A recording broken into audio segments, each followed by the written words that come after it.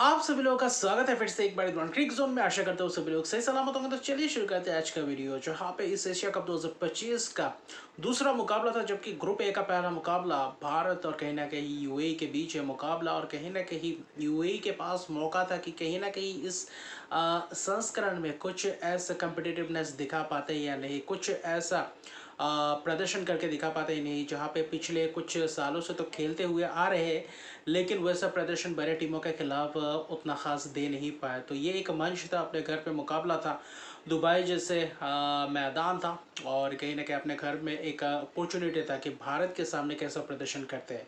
हालांकि सूर्य कुमार यादव अपने कप्तानी खास तौर पे देखें तो करियर में पहली बार ये टॉस जीता और टॉस जीत कर गेंदबाजी करने का फैसला किया था। वहाँ पे तीन स्पिनर्स खिलाए थे, कुलदीप यादव, वहाँ पे वरुण चक्रवर्ती और अक्षर पटेल। ऐसा लग रहा था कि शायद ज़्यादा तेज गेंदबाजों के साथ जाएंगे, तो स्पिनर्स खेलेंगे और अभिषेक बीच में पार्ट टाइम स्पिन ऑप्शन रह सकते हैं। लेकिन वैसा हुआ नहीं, हार्दिक पांड्या और कहने की बुमराह के साथ गए और बाकी तीन स्पिनर्स प्रमुख स्पिनर्स के साथ गए। और पहले जो पावर प्ले की बात करें, पावर प्ले में ठीक ठाक बल्लेबाजी करते हुए नजर आए यूएई के बल्लेबाज अलीशन शराफुर और कप्तान मोहम्मद वासिम ने शुरुआत तो की थी। पहला ओवर हार्दिक पांड्या से डलवाए गए थे और वहां पे हार्दिक पांड्या को दो जबरदस्त चौके, एक एज का स्लिप के ऊपर से कैच और एक जबरदस्त काट लगाया था अलीशन शराफू ने। और ये यंग खिलाड़ी है, युवा खिलाड़ी, जिनके पास मौका था एक बड़े मंच में ऐसा प्रदर्शन करने के लिए, और वहां पे कुछ कोशिश तो पूरी तरीके से किया था अलीशान शराफुर ने, और बेहतर दिख रहे थे गेंदबाजों के सामने। उसके बाद कहीं ना कहीं आपके बुमराह आते हैं। बुमराह ने आकर ज़बरदस्त कुछ कटर्स गेंदबाजी की, थोड़ा बहुत वेरिएशंस का इस्तेमाल किया, कुछ तेज़ गेंदबाज के वहाँ पे सेटअप किया, बल्लेबाजों को स्लो डिलीवरीज करके फिर एक आध यॉर्कर डालने को देख रहे थे। लेकिन उस ओवर में एक चौका ज़बरदस्त लगाया था ऑन साइड में अलीशान शराफू। तो अलीशान शराफू बल्लेबाजी ज़बरदस्त कर रहे थे पावर प्ले में, ऐसा लग रहा था कि अलग मंशा से उतरे हैं दोनों ही बल्लेबाज। हालांकि मोहम्मद वासिम शुरुआती क्षण में वैसा कुछ दिखा नहीं उनके बल्लेबाजी में। फिर अक्षर पटेल आए, अक्षर पटेल को ओवर कवर जो छक्का लगाया आलिशान शराफुर ने रूम बनाकर, वहां पे जबरदस्त तगड़े बल्लेबाजी करते हुए नजर आए। फिर कहीं ना कहीं आते हैं बुमराह और वहां कहीं ना कहीं थोड़ा बहुत सिलसिला अलग होता हुआ दिखता है। वहाँ पे किसको चलता करते हैं, मोहम्मद वसीम को slot deliveries, Alishan Sharafu full length yorker length delivery सब वहाँ पे बोल्ड हो जाते हैं। और अलीशान शराफू 22 रन बनाकर चलते बनते हैं एक चक्का तीन चौके के मदद से। लेकिन उसके अलावा बाकी बल्लेबाज क्रम में कुछ खास योगदान नहीं दिखा और बाद में बस आते गए और विकेट्स अपना गंवाते गए। जैसे कि जसप्रीत बुमराह के विकेट चटकाया, फिर वरुण चक्रवर्ती आए, एक ओवर किए, वरुण चक्रवर्ती ने भी एक ज़बरदस्त गेंदबाजी की और वहाँ पे शॉट तो मारने गए मोहम्मद जुहैब और कहीं ना कहीं ज़बरदस्त कैच पकड़ा बैकवर्ड पॉइंट द्वारा कुलदीप यादव ने। फिर कहीं ना कहीं वही बुमराह के आखिरी ओवर पावर प्ले का था, वहाँ पे कुछ डाउन द ग्राउंड शॉट, कुछ ज़बरदस्त कट शॉट्स दिखाई दिया। मोहम्मद वासिम ने वहाँ पे कुछ चौके लगाए थे, तीन चौके उस ओवर में लगाए। पावर प्ले में 41 रन, 2 विकेट थे। ऐसा लग रहा था कि ठीक ठाक है, शुरुआत बेहतर की है यूएई ने। और वही उसके बाद जब स्पिनर्स आते हैं, चाहे अक्षर पटेल हो, चाहे कुलदीप यादव हो, चाहे वरुण चक्रवर्ती, और इन तिकरी ने पूरी तरीके से अपना काम पूरी अंदाज में किया है और वहाँ पे विकेट चटकाते हुए नजर आए। कुलदीप यादव अपने दूसरे ओवर में आते हैं, वहाँ पे वो जो 9वां ओवर था वहाँ पे 3 विकेट चटका के जाते हैं। राहुल चोपड़ा मारने जाते हैं लॉन्ग ऑन के हाथों कैच, जबरदस्त कैच शुभमन गिल द्वारा। फिर कहीं ना कहीं मोहम्मद वासिम स्वीप मारने जाते हैं एलबीडब्ल्यू का शिकार, तो वहाँ पे गुगली में फंसते हुए दिखाई दिए। और ज़्यादा से ज़्यादा वरुण चक्रवर्ती भी कहे या कुलदीप यादव भी गुगली ज़बरदस्त अंदाज में डालते हुए दिखाई दिए और वहाँ पे फंसते हुए दिखाई दिए स्पिनर्सों के सामने खास तौर पे। फिर कहीं ना कहीं आते हैं हर्षित कौशिक का ज़बरदस्त क्या बैट पैड के बीच में क्या ज़बरदस्त गुगली, पूरी तरीके से पढ़ नहीं पाए और वहाँ पे कहीं ना कहीं मुश्किलात में देखे। तो वही मोहम्मद वसीम 19 रन बनाए, कप्तान कुछ खास नहीं। आसिफ खान से भी उम्मीदें थी। फिर कौन आते हैं, वरुण चक्रवर्ती के बाद 10वें ओवर के बाद शिवम दुबे गेंदबाजी डालने आते हैं और शिवम दुबे आकर महत्वपूर्ण विकेट, आसिफ खान का विकेट चटकाते हैं। हल्का सा एच, जबरदस्त कैच संजू सैमसन द्वारा, संजू सैमसन विकेट कीपिंग आज जबरदस्त दिखा, ग्लव्स वर्क। फिर कहीं ना कहीं अक्षर पटेल भी चटकाते हैं किसका विकेट, वहाँ पे अगर आप खास तौर पर देखें तो सिमरनजीत सिंह एलबीडब्ल्यू।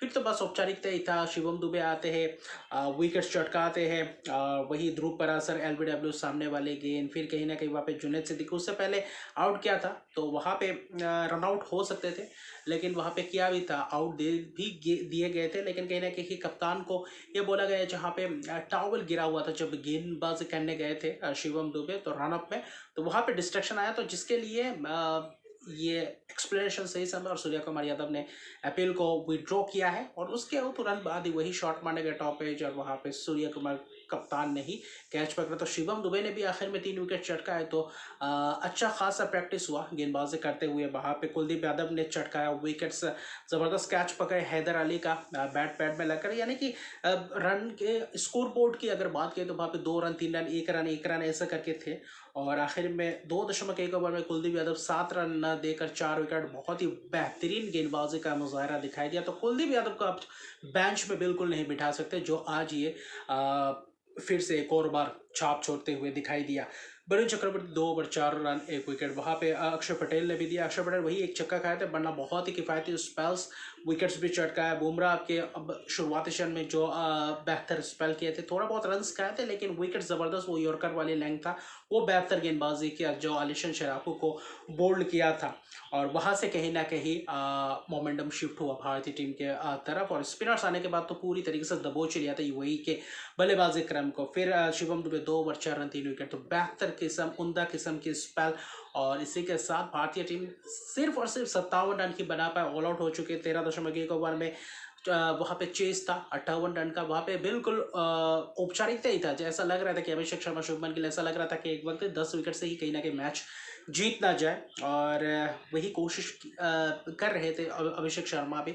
हैदर अली पहला ओवर किए, पहला ही ओवर, पहले ही गेंद इनिंग्स का वहाँ पे छक्का, ओवर्स का ओवर, फिर चौका कट का, फिर कहीं ना कहीं सिंगल्स लेते हैं, पहला ओवर जाता है छक्का और चौका की ही बौछार करते हुए दिखते हैं, और जो कि सही बात है, वो अटैकिंग अप्रोच आपको रखना पड़ेगा, चाहे छोटा टोटल हो या बड़ा टोटल हो, आपका माइंडसेट वहीं पे रखना पड़ेगा ज़्यादा से ज़्यादा। जबकि आप आक्रामक रवैये से बल्लेबाजी करते हैं, तो अभिषेक शर्मा की यही एक चीज़ खासियत है जो बेहतर दिखता है। फिर उसके बाद शुभमन गिल का क्लास दिखता है, वहाँ पे आपके मोहम्मद रोहित को क्या ज़बरदस्त चौके लगाते हैं कवर्स की तरह, और एक जो फ्लिक लगाते हैं निकल कर, वहाँ पे ज़बरदस्त वो छक्का लगाते हैं स्कल के ऊपर से, तो हर ओवर्स में रन्स आते गए। फिर कहने के ध्रुव परासर आए, वहाँ पे भी लॉन्ग ऑफ के ऊपर से छक्का, वहाँ पे अभिषेक शर्मा ज़बरदस्त दिखे, छक्का चौका हर ओवर्स में आते गए।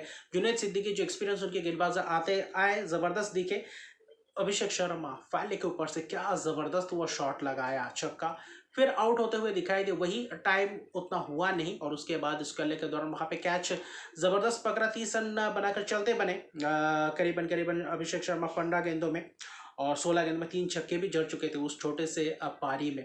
फिर बाद में शुभमन गिल और बाद में सूर्य कुमार आते आते ही क्या ज़बरदस्त उनका ट्रेडमार्क शॉट लगाते हैं फाइनल के ऊपर से छक्का, और बस आखिरी ओवर में तो बस औपचारिकता ही था, चौका लगाकर मैच जिता देते हैं शुभमन गिल। बेहतर ऑन ड्राइव और क्या ज़बरदस्त बल्लेबाजी का। दूसरी तरफ से अभिषेक शर्मा आक्रामक बल्लेबाजी, और दूसरी तरफ से देखें तो शुभमन गिल बहुत ही धैर्य से बल्लेबाजी क्या क्लास दिखाई दिया हर शॉट में, तो बेहतरीन रहा, शुरुआत ज़बरदस्त रहा, 60 रन बना चुके हैं, 4.3 ओवर में ये चेज कर गए, 9 विकेट की एक ज़बरदस्त जीत, तो शुरुआत बेहतर। तो कहीं ना कहीं एशिया कप के ये दोनों ही मैचेस एक तरफा मैचेस रहा है, लेकिन आने वाले मैचेस में और भी ज़्यादा तगड़ा और कांटेदार मुकाबले देखने को मिलेंगे। लेकिन कल सबसे महत्वपूर्ण एक और मुकाबला है, ग्रुप बी का दूसरा मुकाबला, यानी कि तीसरा मुकाबला इस एशिया कप का, बांग्लादेश और हांगकांग के बीच मुकाबला होगा, और हांगकांग कहीं ना कहीं अपने आप को जीवित रखना चाहते हैं इस एशिया कप में, तो यह मैच जीतना जरूरी है। और सबसे बहुत ही एक दिलचस्प स्टैट ये है कि बांग्लादेश और हांगकांग आमने सामने एक ही बार हुआ था, वो 2014 के T20 वर्ल्ड कप में, जहाँ पे बांग्लादेश मेज़बानी कर रहे थे, वहाँ पे हांगकांग ने मात दिया था बांग्लादेश को। तो कहीं ना कहीं आमने सामने हेड टू हेड की बात करें तो हांगकांग 1-0 से आगे है। तो क्या इस स्टैट को बराबर कर पाएंगे बांग्लादेश, या फिर हांगकांग कुछ अलग ही मुकाबले या फिर अलग ही स्ट्रेटेजी के साथ उतर सकते हैं कल, कुछ अलग ही देखने को मिलेगा या बड़ा। हालांकि फेवरेट्स तो बांग्लादेश रहेंगे, तो बांग्लादेश की भी जो युवा बल्लेबाजी क्रम है वो कैसा वहाँ पे बल्लेबाजी करते हुए नजर आते हैं, वहाँ पे उनके ऊपर भी निर्भर करना पड़ेगा, और स्पिनर्स कहीं ना कहीं रिशाद हुसैन के ऊपर निगाहें रहेंगे कि वो कैसा प्रदर्शन करते हैं और लेटन कुमारदास कप्तान कितना छाप छोड़ पाते इस एशिया कप में, वहाँ पे भी निगाहें रहेंगे। तो अभी के लिए इतना ही, और भारत की एक ज़बरदस्त जीत, 9 विकेट की एक बेहतर जीत। तो जीत के साथ आगाज़ करते हैं दूसरा जो मुकाबला होगा भारत पाकिस्तान का। तो भारत का अगला मुकाबला पाकिस्तान के खिलाफ 14 सितंबर को, रविवार को होगा। तो वहाँ पे भी एक ज़बरदस्त टक्कर देखने को मिल सकता है। तो अभी के लिए इतने रख पाते, मेरे चैनल को सब्सक्राइब कीजिए, मेरे चैनल को सब्सक्राइब कर दीजिए, लाइक शेयर कमेंट जरूर कीजिए। तब तक के लिए गुड बाय।